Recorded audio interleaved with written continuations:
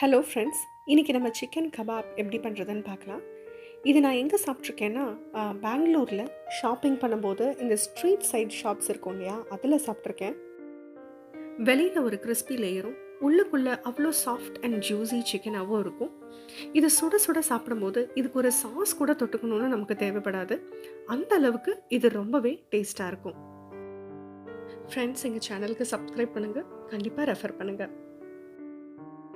So chicken பிரெஸ்ட்டை இந்த மாதிரி first ஹாரிசான்டலாக cut பண்ணிவிட்டு அப்புறம் கொஞ்சம் ஸ்லாண்டிங்காக இந்த மாதிரி க்யூப்ஸாக கட் பண்ணிக்கோங்க. நெக்ஸ்ட்டு இந்த சிக்கன் க்யூப்ஸை நம்ம பெப்பர், சால்ட், துண்டு துண்டாக நறுக்கி வச்சுருக்கிற இஞ்சி பூண்டு இதில் நம்ம மேரினேட் பண்ண போகிறோம்.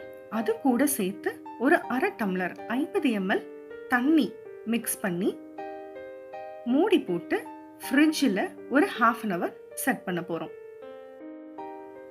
இது நெக்ஸ்ட் ஸ்டெப்பு. இது அவுட்டர் கோட்டிங் நம்ம ரெடி பண்ணோம் இல்லையா, அந்த பேட்டருக்காக நம்ம ஒரு எக்கு, கொஞ்சம் பெப்பர், சால்ட், அதே மாதிரி ஒரு 50 ml வாட்டர் எடுத்து நல்லா விஸ்க் பண்ணிக்கோங்க.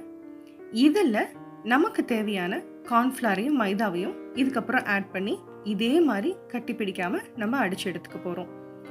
இதில் கார்ன்ஃப்ளவர் அண்ட் மைதா ரேஷியோ பார்த்தீங்கன்னா, மைதா 6 பங்கு போட்டிங்கன்னா கார்ன்ஃப்ளவர் 4 பங்கு போடணும்.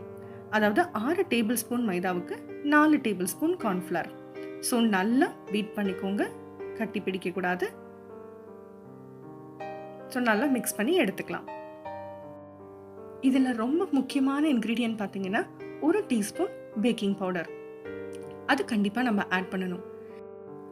சிக்கனை மேரினேட் பண்ணி ஃப்ரிட்ஜில் வைக்கும் போதும், அதே மாதிரி இப்போ இந்த பேட்டர் ப்ரிப்பேர் பண்ணும்போது எக்கில் சேர்த்து அடிக்கும் போதும் நம்ம வாட்டர் ஆட் பண்ணணும் இல்லையா. ஸோ அந்த வாட்டர் தான் நம்ம சிக்கனை கடைசி வரைக்கும் ஜூஸியாக சாஃப்டாக மெயின்டைன் பண்ண போகுது. ஸோ இப்போ நீங்கள் மேரினேட் பண்ணி வச்சுருக்கிற சிக்கனை இந்த பேட்டரில் நல்லா மிக்ஸ் பண்ணிடலாம். இப்போ நம்ம சிக்கன் பீசஸ் அந்த பேட்டரில் ஈவனாக கோட் ஆகிற மாதிரி நல்லா மிக்ஸ் பண்ணிக்கோங்க. இது வரைக்கும் இந்த ப்ரிப்பரேஷன் நம்ம சில்லி சிக்கனுக்கும் கபாபுக்கும் காமன். ஆனால் கபாப்க்கு இதுக்கு மேலே முக்கியமான ஸ்டெப் என்னென்னா, இந்த சிக்கனுக்கு தேவையான அளவு சில்லி பவுடர் மட்டும் நம்ம ஆட் பண்ணிக்கலாம். ஒரு 15 to 20 minutes நல்லா மேரினேட் ஆகட்டும். இப்போ இதை ஃப்ரை பண்ண வேண்டியது தான். எண்ணெயை நல்லா சூடு பண்ணிக்கோங்க. எண்ணெய் நல்லா சூடானதுக்கப்புறமேட்டு கொஞ்சம் கொஞ்சமாக, ரொம்பவே க்ரௌட் பண்ணாமல், ஒவ்வொரு பக்கமும் வேகிறதுக்கு டைம் கொடுத்து ஒரு 2 to 3 minutes வேக விட்டு திருப்பி போட்டு இந்த மாதிரி ஃப்ரை பண்ணி எடுத்துக்கலாம்.